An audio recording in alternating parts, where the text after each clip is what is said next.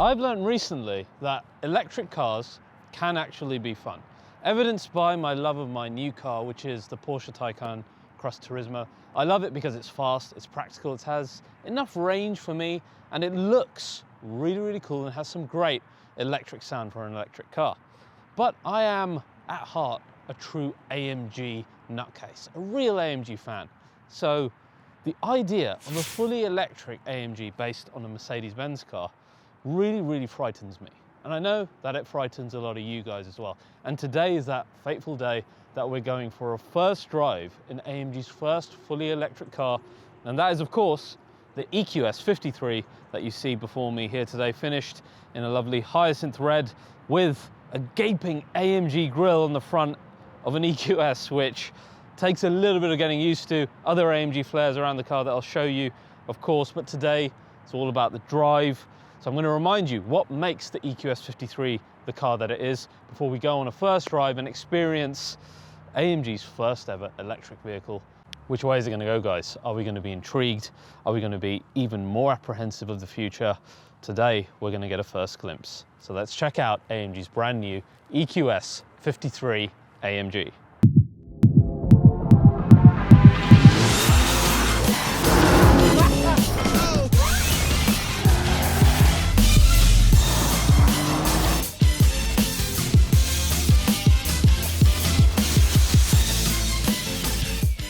So guys, today's episode of RBI is once again sponsored by NordVPN. It's an app that I cannot do without on any of my devices, and I'll explain why. Whether it's mobile, whether it's laptop, personal computer, etc. It is something that I absolutely need for either work or pleasure. When it comes to work, it protects your data, keeps you anonymous online, protects your credit card information. For anyone active on social media like me, it makes sure that apps like Instagram still thinks that you're in your home country, so it doesn't restrict the features of those apps. So it really is something that you can't live without for work. When it comes to pleasure, let's say you're using Netflix while you're abroad, it'll make sure you still have your full library accessible to you and it's not restricted because you've visited some other country. So really, really useful. Returning sponsor, guys, for RBR viewers, use the code RBR, avail this amazing offer, and please support our sponsors.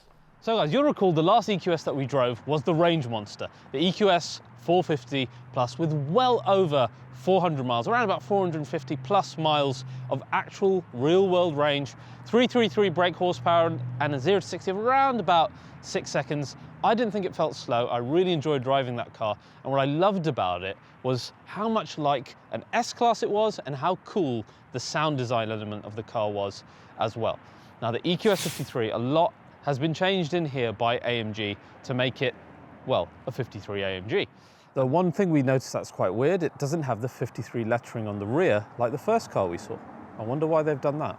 Now, of course, this is a dual motor setup. We've got permanently synchronous motors both on the front and on the rear, and together they produce 658 brake horsepower, both providing their own bit of power, and 950 Newton meters of torque. Now, this is your normal power that you'll get on our standard car. But if you get the AMG DYNAMIC Pack Plus, then you get a further boost from your launch control. And when you're doing the launch control, you get 762 brake horsepower and 1020 Newton meters of torque.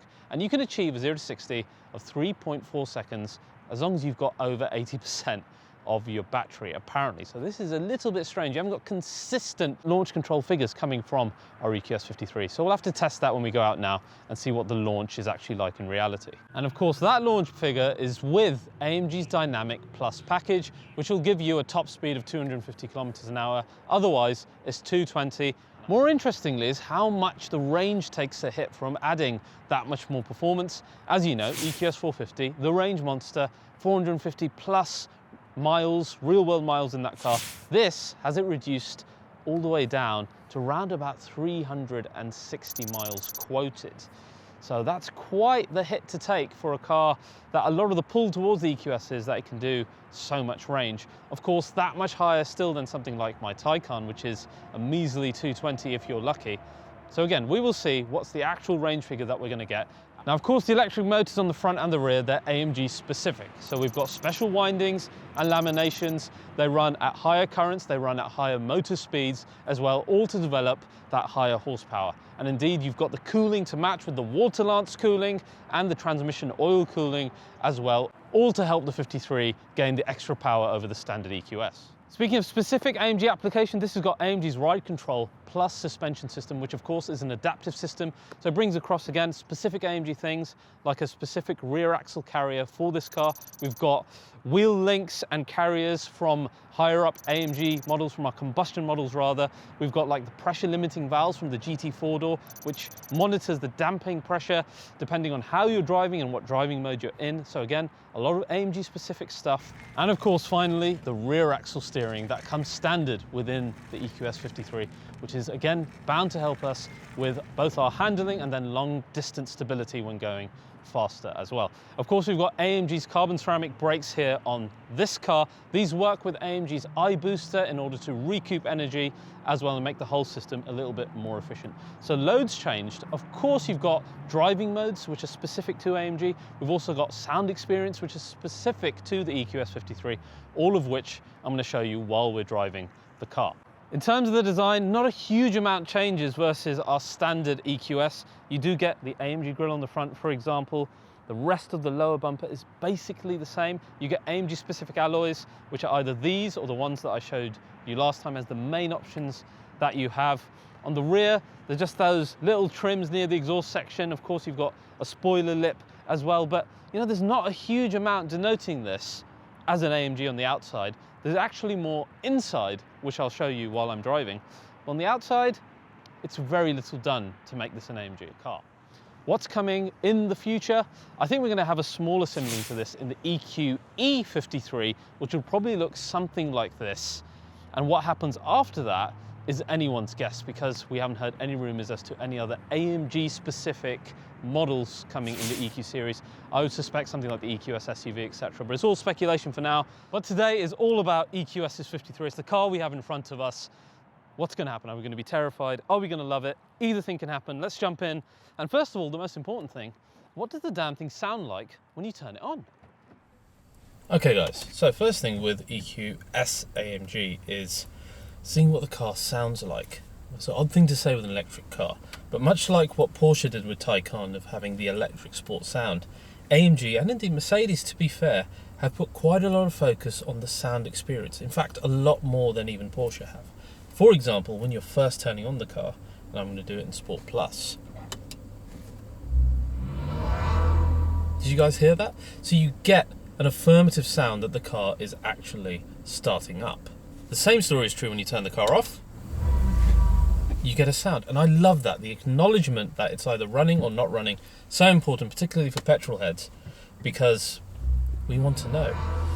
Again, there's that sound. It's a really good idea. So let's get going. I'm going to start in Sport Plus because this is an AMG review. Let's see what this car is like.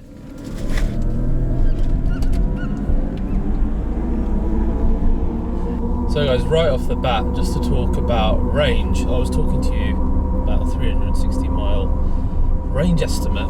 Our car is currently at about 94%, and we've got a range estimate of 240 miles. So I'm thinking the real world range of this isn't quite as much as what we're being quoted here. Even on my driver's zone in front, it says a maximum of 316. So that's a significant amount less than our EQS that we were testing real world last time when I drove the 450 at well over 400 miles. So this is something you have to bear in mind. Again, yes, you know, it's still, I don't know, 100 miles more than the Taycan, but then, you know, as you'll see while I'm driving this, it's not quite the sports car that is either. As you take off, note the ambient lighting going red like crazy, note the sound that we're getting.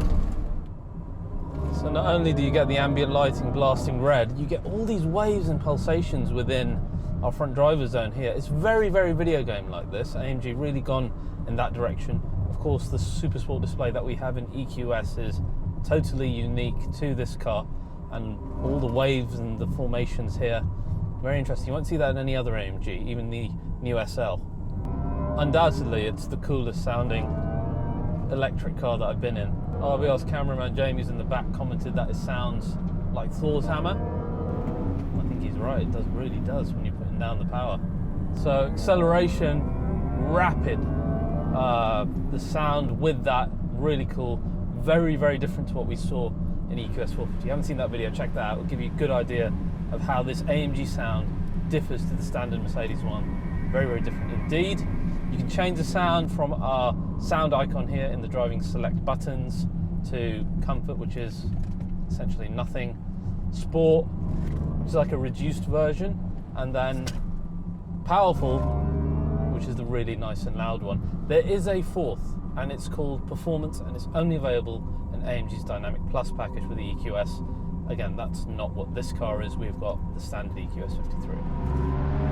Let's see what the handling of this EQS 53 is like. It does get quite loud, the performance sound setting, so it's kind of good that they have a second option there in sport should you need it.